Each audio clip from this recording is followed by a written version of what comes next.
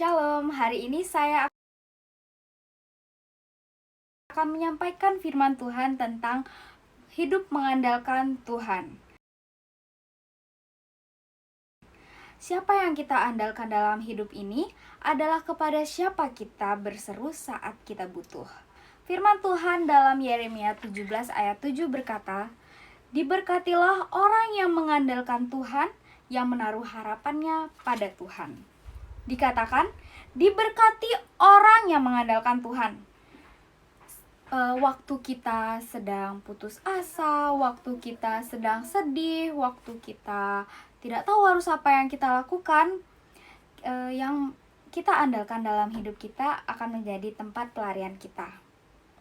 Firman Tuhan mengajarkan kepada kita untuk jangan mengandalkan kekuatan sendiri. Untuk tidak mengandalkan kekuatan sendiri, percaya kepada Tuhan dengan segenap hati. Yang dimaksud dengan kekuatan kita sendiri yaitu seperti kekayaan kita, kepintaran kita, kepandaian kita, ataupun kekuasaan kita. Ya, pada Amsal 3 ayat 5, percayalah kepada Tuhan dengan segenap hatimu dan janganlah bersandar kepada pengertianmu sendiri.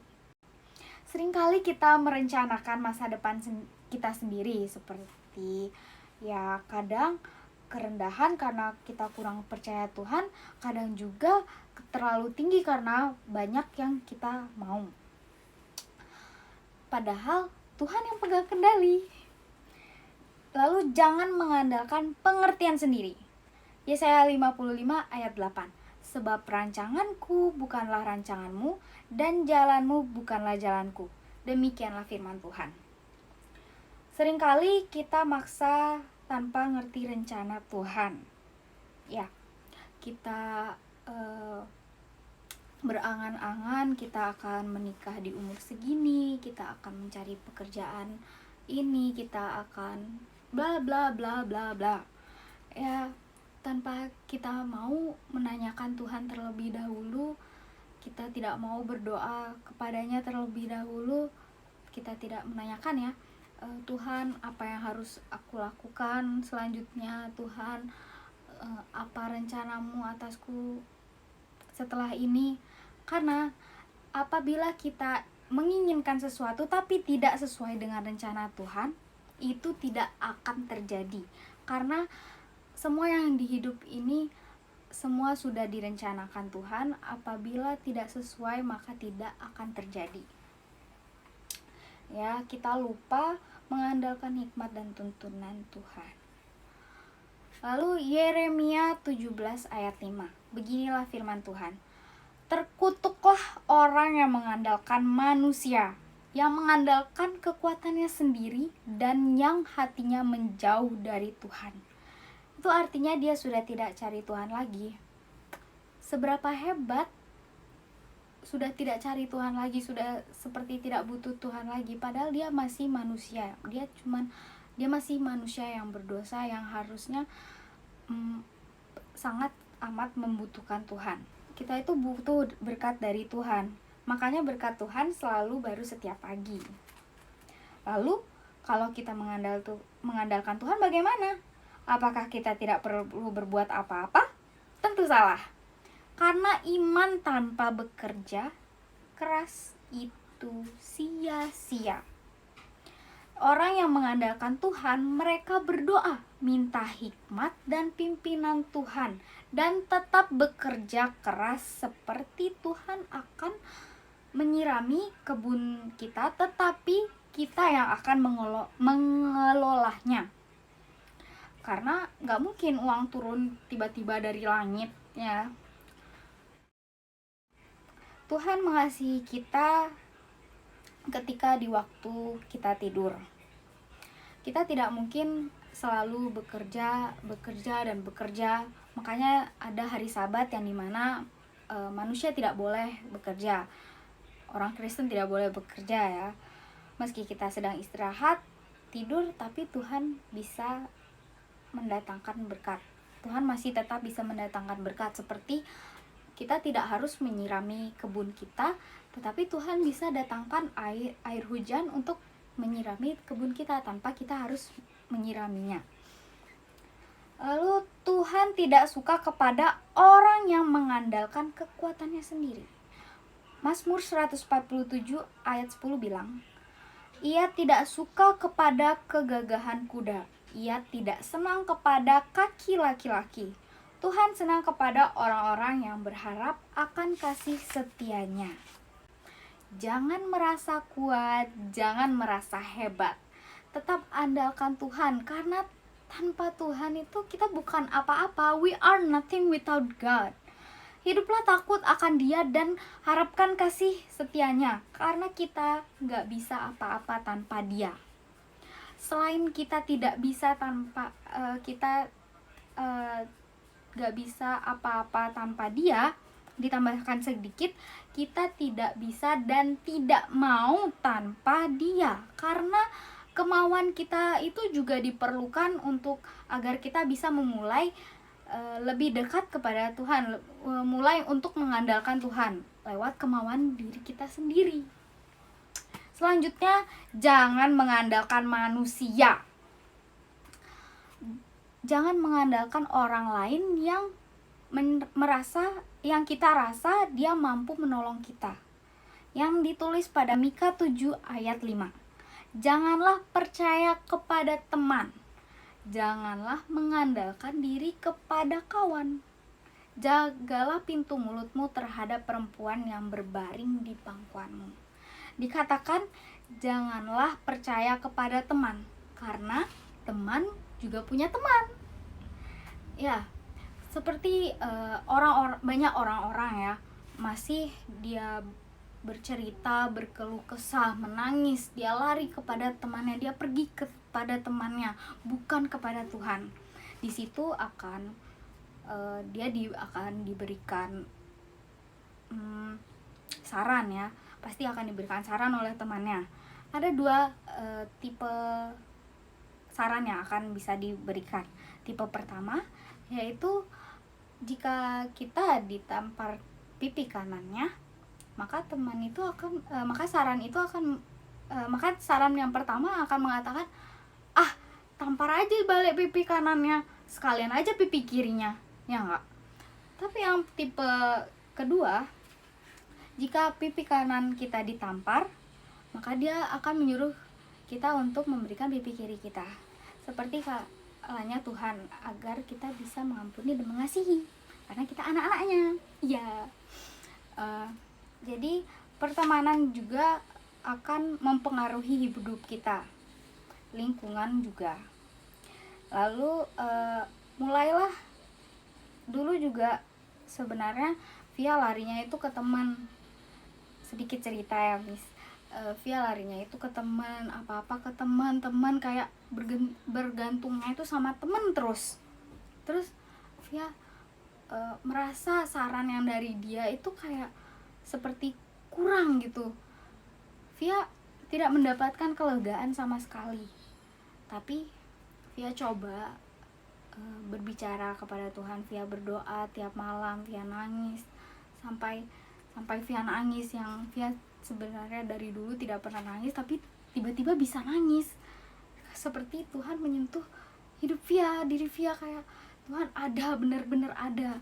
Jadi Via selesai Via nangis, Via tidur langsung kan, karena efeknya memang gitu. Jadi tapi kemudian di pagi hari Via mendapat kelegaan. Via mendapat kasih karunia Tuhan, Via mendapat kasih Tuhan, Via dapat anugerah dan berkat Tuhan. Dimana dari masalah-masalah yang Via hadapi yang terasa sangat berat, sekarang Tuhan memberi kelegaan. Tuhan hilangkan rasa capek, lemah, letih, lesu tuh. Ya, jadi kita itu harus datang kepada Tuhan terlebih dahulu ya. Jangan malah mengandalkan manusia. Ya, manusia juga masih orang yang berdosa dan masih bisa mempunyai sifat munafik ataupun bermuka dua ya. Makanya kita datanglah kepada Tuhan yang benar-benar sudah 100% akan memberi kita kelegaan, akan memberi kita jalan keluar yang benar-benar akan membuat diri kita itu merasa lebih baik.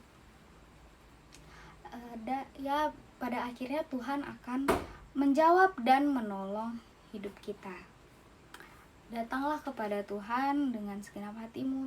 Meski kita bercerita kepada Tuhan tanpa mengeluarkan kata-kata dengan air mata pun, Tuhan sudah mengerti apa yang kita mau sampaikan, karena Tuhanlah yang maha mengerti kita ya, bukan manusia. Manusia juga masih punya masalah pribadi soalnya. Lalu yang terakhir, kita jangan mengandalkan kuasa gelap. Jangan sekali-kali pun mencoba-coba pergi ke tempat seperti dukun, atau mencoba pesugihan, atau mencoba mengambil tanah dari orang kaya terus kita simpan agar kekayaannya itu nular. Jangan. Meskipun ekonomi kita mungkin sedang susah, kesulitan, tapi tetap percaya pada berkat-Nya. Tuhan akan selalu menyertai kita apabila kita meminta padanya. Apabila kita berserah, Tuhan, inilah semua yang aku punya, berikan ya. Jangan sampai jangan karena ekonomi sedang sulit malah persembahannya jadi maju mundur. Tetap berikan apa yang kita punya, Tuhan pasti akan tambahkan lebih. Lalu berkat Tuhanlah yang membuat kita kaya, karena kita kaya dalam Tuhan. Lalu kita takut kepada orang yang kita andalkan. Ya, kita bawakan sesuatu tanpa dia minta, karena kita takut kehilangan orang yang kita andalkan. Makanya kita berbuat baik. Mari kita lakukan hal yang sama kepada Tuhan. Yang pertama, harus punya ketergantungan akan pimpinan Tuhan. Mari datang kepada Tuhan, minta pimpinan pada Tuhan, berdoa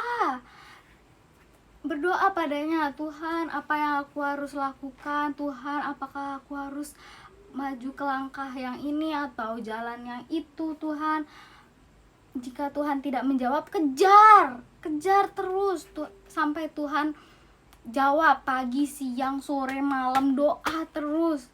Karena tanpa pimpinan Tuhan tidak ada keberhasilan, gak ada yang berhasil. Belajar seperti Musa dalam Keluaran 33 ayat 15. Berkatalah Musa kepadanya, jika engkau sendiri tidak membimbing kami, janganlah suruh kami berangkat dari sini.